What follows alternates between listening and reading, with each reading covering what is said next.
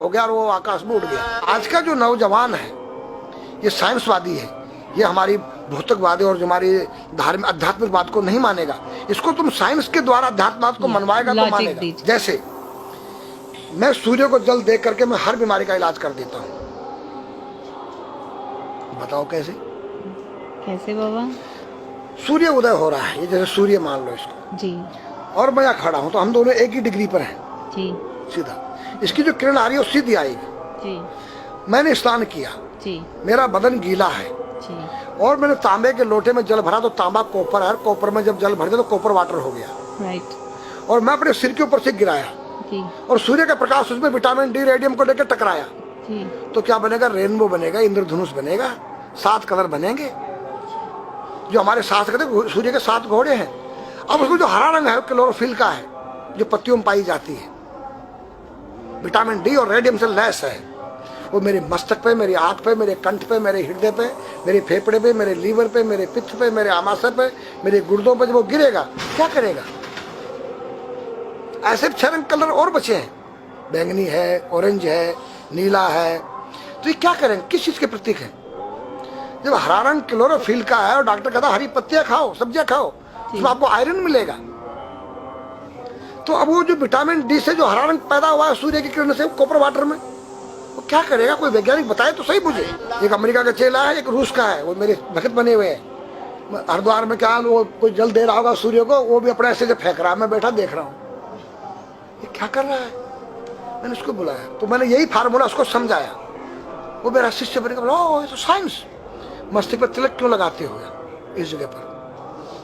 पहले लगता है पीला, फिर लगता है लाल, फिर लगता है सफेद। 3 कलर क्यों लगते हैं? काला क्यों नहीं लगता? चौराहे पे 3 बत्तियां हैं, जी देखा होगा। जी। लाल क्यों है?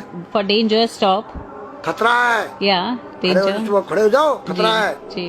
पीला देखो, चलना नहीं है। हाँ, देखो, रेडी रहो, देखो। और सफेद चल, सफेद तो है, हाँ, चावल लगा रखे ना मैंने सफेद। हाँ, वहाँ हरा है, वहाँ हरा है, रेडी टू गो। हरा गो है। नहीं सफेद, अगर युद्ध हो रहा है, गोलियां चल रही, सफेद झंडा लहरा दिया जाए, पीस, शांति का प्रतीक है। चावल ठंडा होता है। और हमारी यहाँ पर सुषुम्ना नाम की नाड़ी है जी। लाल कलर है कि तुम इस योग सहयोग में आके तुम बैठ सकते हो कि नहीं? ये माहौल तुम्हारे योग्य है या नहीं? या जुआ चल रहा है, या शराब पी जा रही है, क्या तुम बैठ सकती हो? देखो पीला कलर है, देखो, आना नहीं, जाना नहीं, देखो। ओ खतरा है या ठीक नहीं है, चलो। और सफेद शांति, जी। क्या है? शांति है, बैठ सकते हैं। तो ये हमारी जो है संस्कृति में एक वैज्ञानिक है। जब हम खाते हैं गैस बनती है, तो चावल जब पानी भीगे में ठंडा हो जाता है और हमारी सुषुम्ना नाड़ी पर जब लग गया है तो उस नाड़ी को ठंडा करने लग गया है। उस नाड़ी से कोई गर्म गैस को ऊपर चढ़ने नहीं देगा। और हमारे सिर ब्रह्मांड में, हमारे सिर के अंदर कोई ऐसी वायु गैस जाके तुम्हारे सिर को परेशान नहीं कर सकता है। तो मेरे पास जितने हमारे शास्त्र पुराण ग्रंथ हैं ये साइंस है। मैं साइंस के द्वारा इन वैज्ञानिकों को समझा सकता हूँ और रगड़ा सकता हूँ। कहा जाता है कि नागा बाबा जो हैं वो कुंभ मेले के बाद विलुप्त हो जाते हैं, ऐसा कुछ है क्या? ऐसा नहीं है। जैसे हम गंगोत्री धाम हिमालय में रहते हैं जी, वहाँ मुझे हिमालय पसंद आया। जी। क्यों? कि तुम गर्मी से बचने के लिए तुम्हारे रूम में एसी लगी है जी, ठंडा पानी पीने के लिए तुम्हारे पास कृत्रिम जो है फ्रिज लगा है जी, हवा लेने के लिए तुम्हारे को पंखे या कूलर जो है कृत्रिम लगे हैं। लेकिन भोलेनाथ बाबा ने मेरे लिए नेचुरल एसी लगा रखी है और नेचुरल फ्रिज लगाया है, नेचुरल पंखे लगे हैं। तो मैंने सब कुछ त्याग दिया। छाती में तो मैं कुछ लेके नहीं जा सकता हूँ, चाहे मेरे पास अरबों खरबों रुपया हो। जी। खाऊंगा मैं उतना ही जितनी मेरी पेट के अंदर भूख है। पढ़ना लिखना ये तो सहज चातुरी। काम धैन मन बस करन गगन चढ़न मुश्किल। काम धैन मतलब अपने वीर्य को कंट्रोल करना, अपने मन को कंट्रोल करना और अपने प्राण को ब्रह्मांड में यहाँ ले जाना। ये खोपड़ी क्या है? ब्रह्मांड है। उसको कहते हैं समाधि।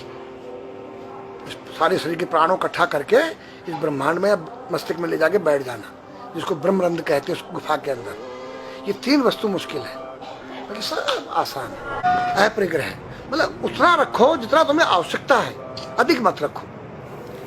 अब तुम अष्टांग योग जो है पतंजलि लगा रहे हो और व्यापार बिजनेस चालू है, मेरी दूध को ले लो, टूथपेस्ट ले लो, अब मेरा आयुर्वेदिक अंडरवियर आ गया है। मैंने बोला वो कैसा है कि मैंने गंगा जल में जड़ी बूटे के रस में धागे भिगोए थे तब बनाया था। और मेरा दावा है कोई कितना योग कर ले कोई स्वस्थ नहीं रह सकता है, क्यों? खान पीन तुम्हारा केमिकल, वायु में तुम्हारा केमिकल, पानी में तुम्हारा केमिकल। अब जो तुम आरओ का पानी नहीं पी रहे हो उसके पानी के गुण ही नष्ट हो गए सब। उत्तर को सिर करके सोना क्यों मना किया है साइंस ने? हमारे शास्त्र मना करते हैं। हम उत्तर को सिर करके सोएंगे, दक्षिण को पैर करके। हम जब उठेंगे तो हमारी दृष्टि कहां? दक्षिण की तरफ जाती है। दक्षिण में यम का वास होता है।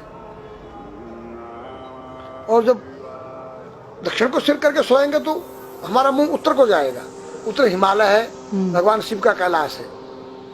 साइंस कहता है कि पृथ्वी के उत्तर ध्रुव दक्षिण ध्रुव है। पृथ्वी कैसी है पता है? तेरा सिर, सेम तेरा चेहरा 23.5 डिग्री के अंश पर है। ये थोड़ी सी चुटिया नाप लेना अपनी प्रकार लेकर के। तुम भी नाप लेना, तुम भी नाप लेना, मैं भी नाप लूँ चाहे। ये थोड़ी सी चुटिया 90 पर नहीं है, ऐसे तिरछी झुकी हुई है।